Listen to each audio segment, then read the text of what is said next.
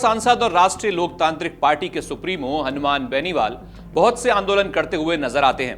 हाल ही में उन्होंने एसआई भर्ती को लेकर बड़ा आंदोलन किया था और अब खबर है कि वो अग्निवीर योजना को लेकर एक बड़ा आंदोलन करने की तैयारी में है। बेनीवाल बाड़मेर की सभा के बाद जोधपुर पहुंचे और सर्किट हाउस में प्रेस वार्ता को संबोधित किया। इस दौरान उन्होंने एसआई भर्ती रद्द होने सहित कई मुद्दों पर अपनी बात रखी। उन्होंने कहा कि सड़क पर संघर्ष के बाद ही सब इंस्पेक्टर भर्ती रद्द हुई है, जबकि केंद्रीय मंत्री गजेंद्र सिंह शेखावत और मंत्री जोगाराम पटेल लगातार कहते रहे कि भर्ती रद्द नहीं हुई। सीएम भजनलाल शर्मा के बयान के बाद भी नेताओं ने सच्चाई नहीं मानी। बेनीवाल ने कहा कि राजस्थान में वास्तविक संघर्ष सिर्फ आरएलपी कर रही है। उन्होंने ये भी स्पष्ट किया कि कांग्रेस और बीजेपी के बीच बारी बारी से सत्ता का खेल अब राजस्थान में नहीं चलेगा। अग्निवीर को लेकर दिल्ली में बड़ा आंदोलन किया जाएगा। बेनीवाल पूर्व सीएम अशोक गहलोत और सचिन पायलट पर भी बरस पड़े। उन्होंने कहा दोनों ने ईडी और सीबीआई के डर से मुख्यमंत्री भजनलाल शर्मा को 4 सीटें गिफ्ट कर दी। बेनीवाल ने साफ कहा कि आने वाला 2028 का चुनाव अलग होगा। आरएलपी के साथ और पार्टियां भी जुड़ेंगी और वो पूरी ताकत से चुनावी रण के लिए तैयार हैं। 28 का जो रण होगा बहुत अलग तरीके का रण होगा। इस रण में जो दूसरे कई छुटवे नेता उनका तो पता नहीं हमारे साथ रहेंगे कि नहीं रहेंगे, जो आज थर्ड फ्रंट की बात करें या आज और कई हैं, लेकिन राष्ट्रीय लोकतांत्रिक पार्टी के साथ कई पार्टियां राजस्थान के अंदर आएगी, कई नई भी बनेगी, कई और 7 पार्टियां जो हम मिलके इस राजस्थान में कांग्रेस बीजेपी के अंदर से एक दल को पीछे धकेल देंगे। अभी आप ये पूछोगे कि पहले तो नहीं धकेला, हमारे पास पैसे नहीं है ना, पैसा बहुत बड़ी ताकत होती है। तो केवड़लाल जी कह रहे थे पैसे दिलवाए, तो मैंने कहा मेरे को 500 करोड़ रुपए दिलवाओ साहब, मैं जो पार्टी चलानी मेरी बहुत बड़ी आवश्यकता। 500 करोड़ हो तो अभी 50 MLA ले आए राजस्थान का, है नहीं पैसा।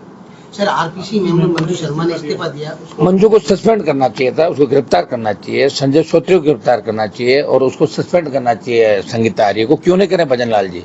क्या वो भी अंदर मिल लेंगे भजनलाल जी सारे के सारे? बताएं भजनलाल जी, मेरा सवाल है भजनलाल जी से कि आपको जो भी कागज लिख के देते हैं आप पढ़ देते हो, खुद को कुछ भी नहीं आता कि पढ़ाई क्यों नहीं करता आप?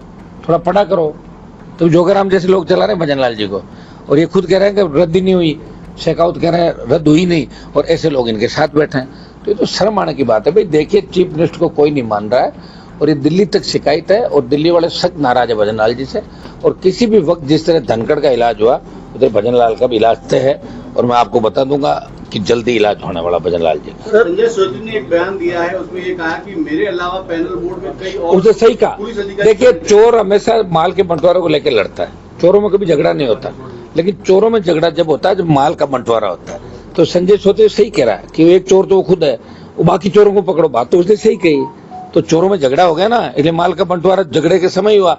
तो जब संजय श्रोत्री कह रहा है उनको पकड़ेंगे तो फिर कहीं तीर अलग चलेगा, तो कहीं बड़े मगरमच्छ आएंगे, तो कहीं वो कांग्रेस के लोग आएंगे जिनके कोचिंग संस्थान चलते थे, या वो लोग आएंगे रीट लेवल की हम सीबीआई जांच की। मैं ये कह रहा हूँ कि जब मिलाजुली का खेल हो गया, या तो आप लोग स्वतंत्र हो और आप लोग भी जब सरकार के खिलाफ ज्यादा आवाज उठाते हो तो ईडी सीबीआई पत्रकारों के यहाँ भी पहुंच जाती। हमारे पास तो कुछ भी नहीं है, फिर भी प्लास लेके बिजली वाले पहुंच गए कि और नहीं तो कनेक्शन ही काट दो, पोल हनुमान जी घर पे ताला आज। तो ये तो करेंगे अपनी तरफ से, इनके करने से कुछ भी नहीं होगा। लेकिन मेरा कनेक्शन काटने के बाद 200 लोगों को बिल भरवा दिया मैंने, बिजली मंत्री का भी भरवा दिया, जोगाराम का भी भरवा दिया, अटका हुआ जिनका भी था सबके बिल भर गए, कई तो एडवांस भर गए। अरे जल्दी भरो, हनुमान जी को पता लग जाएगा। तो फायदा ही हो रहा है, मैं नुकसान क्या हो रहा है? मैं तो पैसे भी दिए, कनेक्शन कटाया, हाईकोर्ट के अंदर लड़ रहा हूँ, फैसला होगा जो देखेंगे, जनरेटर चल रहा है तब तक। सर वसुंधरा ने कहा है कि भगवान कोई वसुंधरा कुछ नहीं है भाई, सुनो गए जमाने, वसुंधरा के जमाने गए, भजनलाल के गए, तीसरे लोग आएंगे यहाँ पर राजस्थान से। सर किरोड़ी लाल जी ने आप आरोप लगाया पैसे पर, अब डॉक्टर साहब को तो फिर दूसरे दिन क्या कहा वो भी बता दो आप, फिर मैंने क्या कहा वो भी बता दो। छोड़ो उस बात को, खत्म हुई, रात गई बात गई, क्यों उस बात को गोल रहे हो? डोगरे की तबीयत खराब हो जाएगी बिना बात। मत करो, हमारे साथ ही रहे, उनको मत लड़ाओ आप आपस में। कर रहे हैं तो उनको जैसे बिहेव कर रहे हैं। मैं तो चाह रहा हूँ सीएम बने राजस्थान के, मेरी इच्छा है वो बन जाए ना सीएम। अगर केवड़लाल जी को सीएम बनाए, कोई मुझे कहते हैं कि हनुमान जी आपके सहयोग की जरूरत है, मैं चल पड़ूंगा। उनको उपराष्ट्रपति के लिए मैंने कहा इनको वाइस प्रेसिडेंट बनाओ देश का, मेरा बोर्ड दूंगा मैं बिना मांगे, इंडिया लाइन छोड़ के बोर्ड दूंगा। मेरे कहने से अगर बना तो क्यों नहीं, मेरे साथ रहे 20 साल, क्यों नहीं बनाए? उनसे हमारा क्या झगड़ा है? ठीक है, बयान दे दिए, वो उनको थोड़ा लगा क्रेडिट हनुमान जी को मिल गया, वो बीजेपी में परेशान है, भजनलाल से परेशान है, तो परेशानी मेरे ऊपर निकाल दी। होता है कई बार, आदमी घर में परेशान होता है, बाहर जाकर गुस्सा निकालता है सड़क पे। परेशानी उनकी बीजेपी के नेताओं से, मेरे से नहीं है। मैं तो दुख के समय का साथी था उनका, और आगे भी हो सकता है कि किसानों की बात अगर करेंगे, सारी करेंगे, और डॉक्टर साहब का अगर इसी तरह शोषण अंदर होता रहा तो मुझे नहीं लगता वो अंदर लंबे समय तक रहेंगे, क्योंकि वो रिएक्ट करते हैं, और जो आदमी रिएक्ट करता है वो टिक नहीं पाता एक जगह। तो आपको इसलिए मैंने मेरी पार्टी खुद ही बना ली, सुनो, ताकि मुझे कोई निकाल नहीं पाए बाहर। मैं इसी में रहूंगा और लड़ूंगा लोगों के लिए। तो सर आपको लगता है कि हुडीलाल मीणा वापस आपके साथ आएंगे? साथ ही हैं, और कहाँ जाएंगे, और जाएंगे कहाँ, चलो बताओ।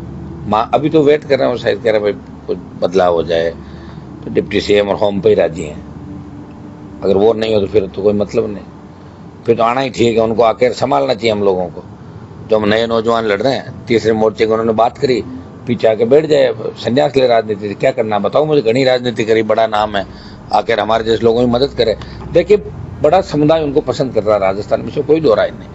मीणाओं के बड़े पॉपुलर नेता और किसानों के नेता हैं, और निश्चित रूप से हमारा उनसे कोई झगड़ा नहीं, वो अपना काम करें। झगड़ा उन्होंने शुरू किया था और ख़त्म भी उन्होंने किया, हमने मिलकर ख़त्म किया। हम आपस में बिना बात लड़ रहे हैं, हमें लड़ना नहीं चाहिए, हमें मिलकर राजस्थान में काम करना चाहिए। वो काम जो उन्होंने शुरू किया उस काम को अंत में ही करूँगा। ये थर्ड फ्रंट भी बना दिया, और थर्ड फ्रंट की भूमिका भी राजस्थान के अंदर हम तय करें। पर आपको लगता है नरेश मीणा को मोहरा बनाया गया, आपने तो टिकट देने 100% मेरी टिकट से लड़ता तो एमएलए बन ही जाता। नरेश को तो सरकार ने पकड़वाया है। नरेश थोड़ा भावुक ज़्यादा है, भावुकता के अंदर ज़्यादा बह गया और बड़ी पॉलिटिक्स हुई। हम प्रयास करें कि उसको जल्दी रिहा कराया जाए। अगर आप ये वीडियो YouTube पर देख रहे हैं तो हमारे चैनल को सब्सक्राइब कर बेल आइकन दबाएं, और Facebook पर देख रहे हैं तो हमारे पेज को लाइक करें।